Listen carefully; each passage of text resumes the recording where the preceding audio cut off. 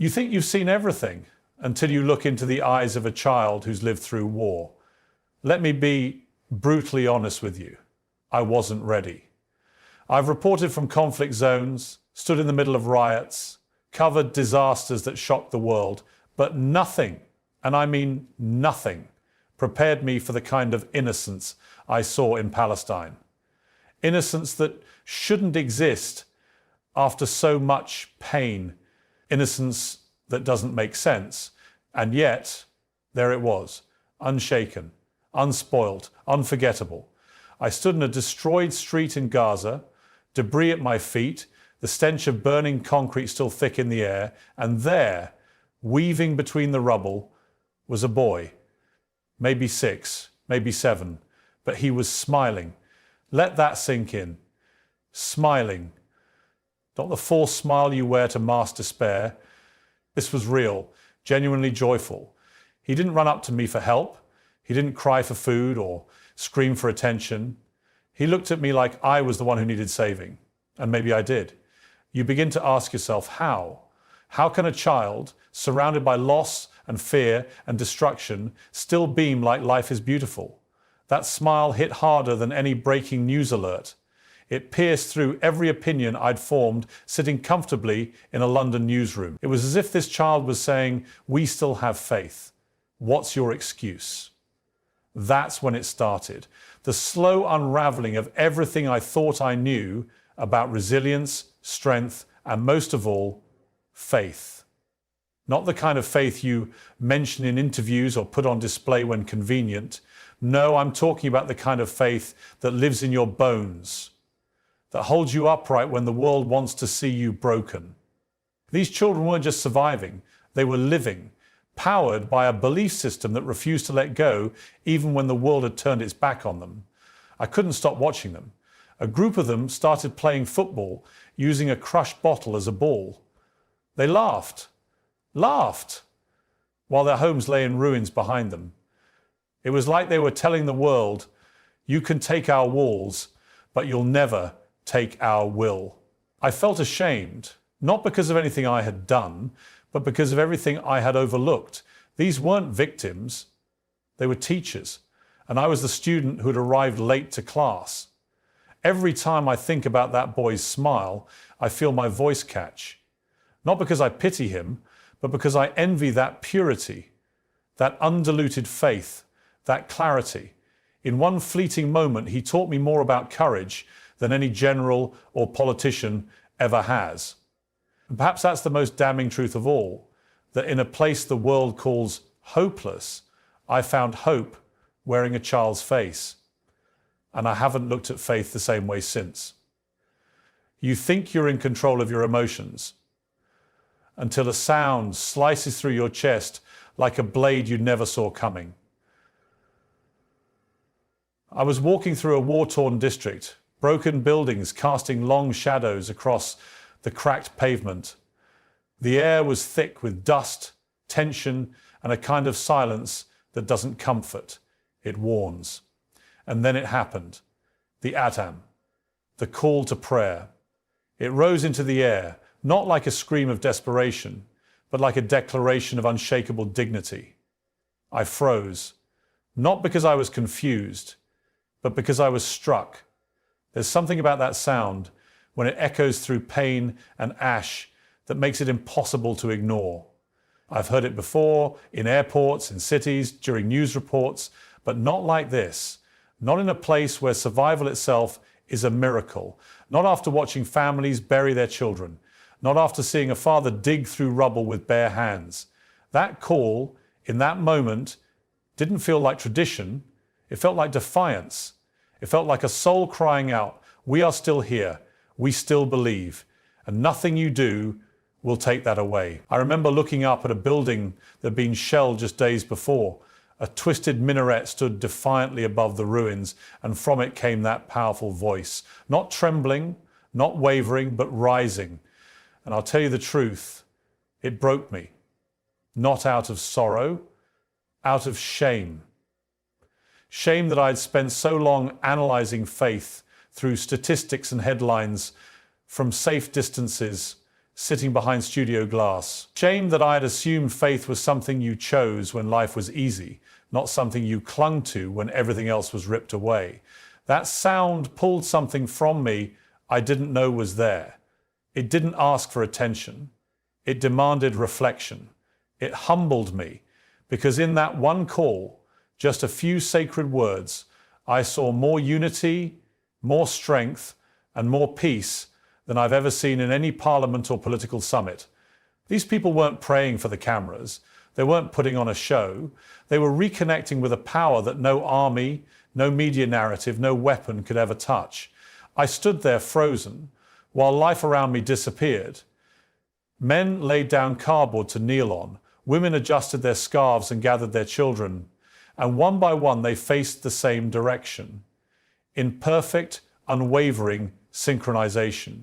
Amidst chaos, they found order. Amidst devastation, they found peace. It was like watching broken glass rearrange itself into a masterpiece.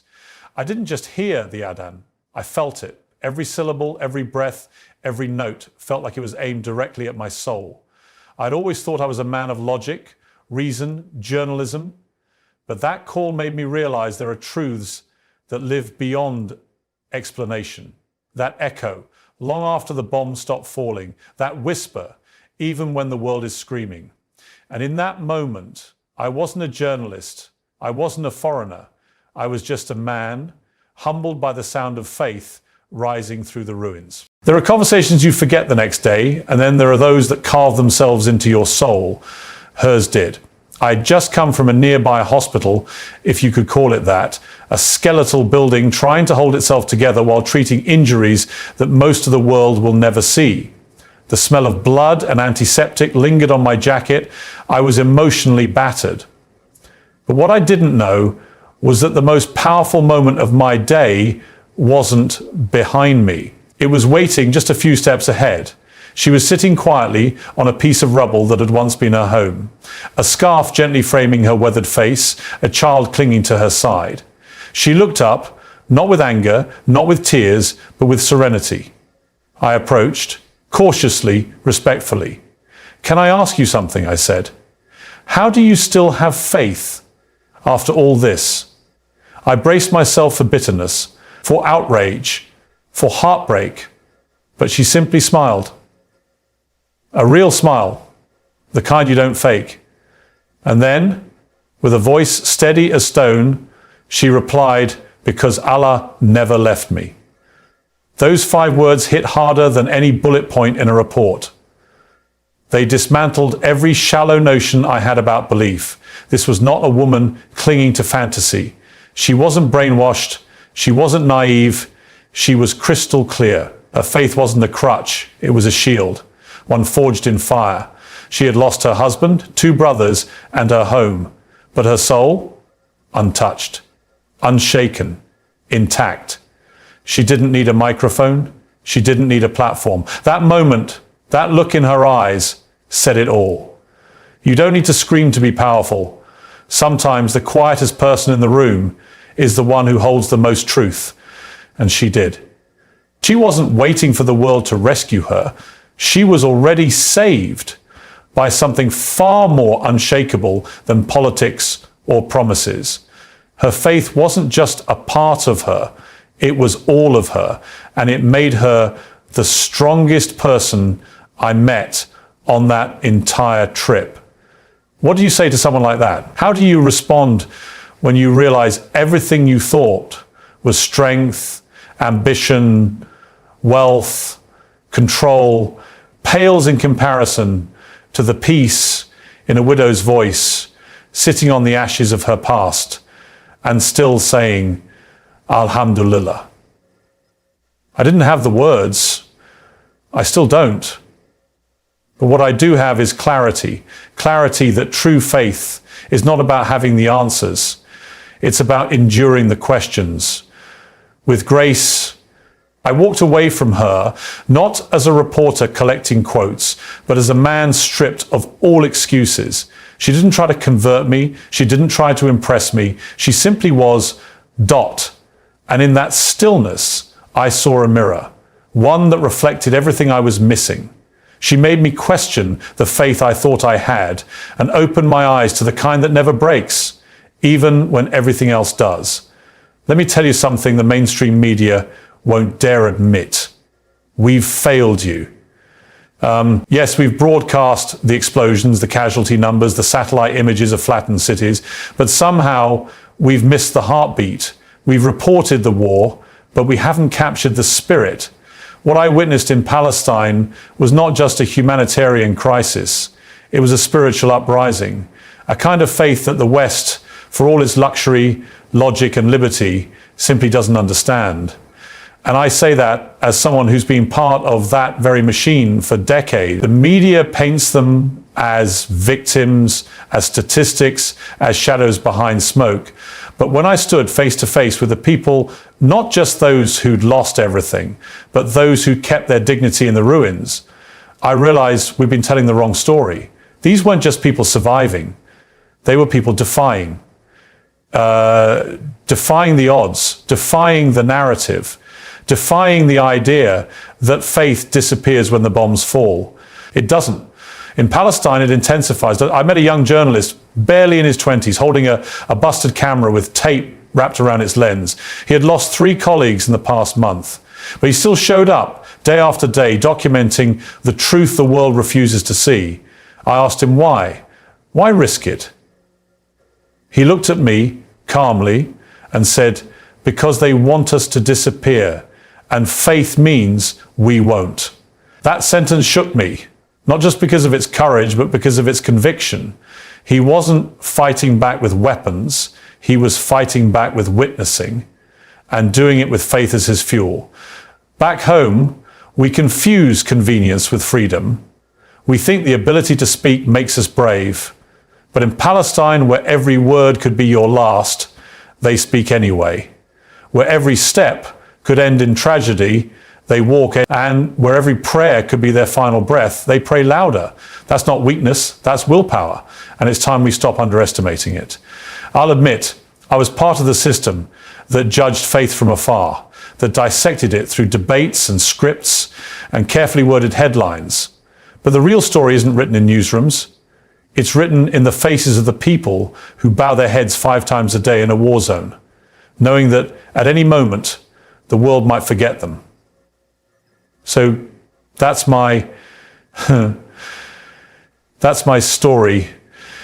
And yet they keep believing, they keep rising, they keep saying, we are more than your pity, we are more than your coverage, we are people of Iman, and you cannot silence that.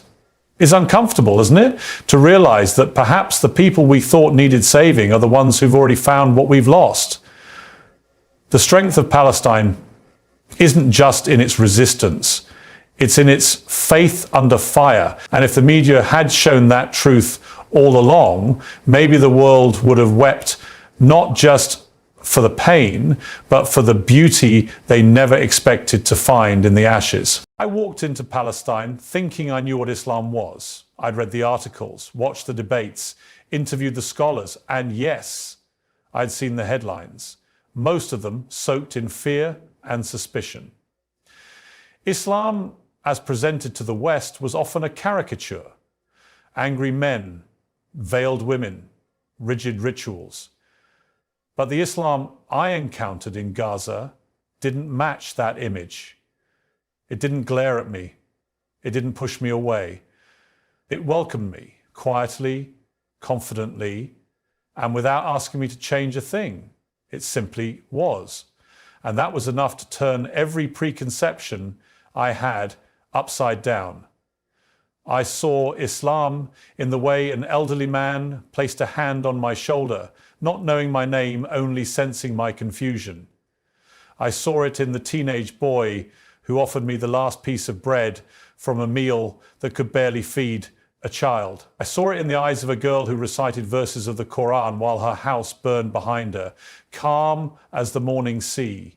This wasn't extremism, it wasn't fanaticism, it was faith, raw, real, and remarkably dignified. They weren't trying to convince me, they weren't preaching, they were living it, and that was louder than any sermon. I had questions, plenty, but none of them felt necessary in that moment because the answers weren't in the words, they were in the actions. Islam, as I witnessed it there, wasn't about superiority, it was about serenity. It wasn't a performance, it was presence. Every step they took, every smile they offered, every time they whispered Bismillah before doing the simplest of tasks, it was all a reminder that their lives were tethered to something unshakable. It's easy to fear what you don't understand. And the media, my industry, has made a fortune feeding that fear. We plaster headlines with suspicion, fuel debates with half-truths, and stir outrage with selective storytelling. But if we ever stop long enough to actually see, to listen, to be present, we'd realize the truth is far less terrifying and far more humbling. What I found in Gaza wasn't a religion of war, it was a religion of will, of discipline, of gratitude in grief. These people weren't waiting for pity. They were rooted in something deeper, something ancient, something that held them firm while the rest of the world shook. And for the first time in a very long time, I saw what faith looked like without filters. And it was nothing like the Islam we've been sold. The irony? I came searching for facts. What I found was faith.a. Faith that doesn't shift with public opinion. A faith that knows who it is, even when the world insists on misunderstanding it. And maybe, just maybe, that's exactly what made it so powerful. Because for all our progress and privilege, we've lost something they still hold: certainty in God, in purpose, and in peace. There comes a moment when the noise fades, when the debates dissolve, when the headlines don't matter anymore, and all that's left is you, your breath, and something greater. Mine came in a small, dimly lit room, not far from where a missile had struck just hours earlier. Dust still hung in the air. My hands were shaking, not from fear, but from the weight of everything I had seen, everything I had felt. And then, without fanfare or drama, I knelt. I didn't plan it. I didn't even fully understand it, but it happened, and it changed everything. There was no camera, no audience, no script, just silence. My knees hit the floor, and I bowed my head, not because I was told to, not because I had something to prove, but because in that moment I needed to, not for answers, not for miracles, just for connection. For the first time in my life, I wasn't looking at religion from the outside in. I was in it, not fully, not perfectly, but present. And that presence carried more weight than all the questions I had dragged with me into Gaza. It wasn't a performance, it was a surrender of ego, of logic, of the illusion of control. I'd built a career on being sharp, on asking hard questions, on exposing hypocrisy. But this wasn't about intellect.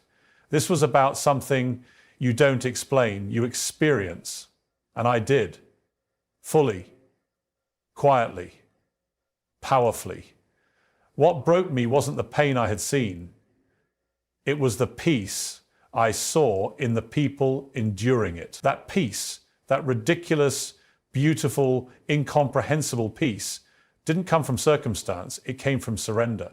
It came from trust in something higher. It came from belief in the unseen. And it made me ask myself a question I wasn't ready for. What do I believe in? I spent my life standing firm on facts, on data, on analysis, but none of those things held me up that night. What held me up was something I couldn't define. And for once, I didn't need to. I didn't need to win an argument. I didn't need to challenge or compare. I just needed to be still, to breathe, to feel what it was like to finally let go. I think about that moment every day now, not because it made me religious overnight, not because it gave me all the answers, but because it taught me the power of pausing, the courage it takes to be quiet, the strength it takes to submit, not as weakness, but as the highest act of trust. For a man who built his life asking questions, I finally understood the power of not needing one dot. And that moment, in that ruined room, surrounded by rubble, with nothing but the sound of my own breath, became the foundation of something new, something deeper, something unshakable. Not a story, not a segment, but a shift. And I haven't been the same since.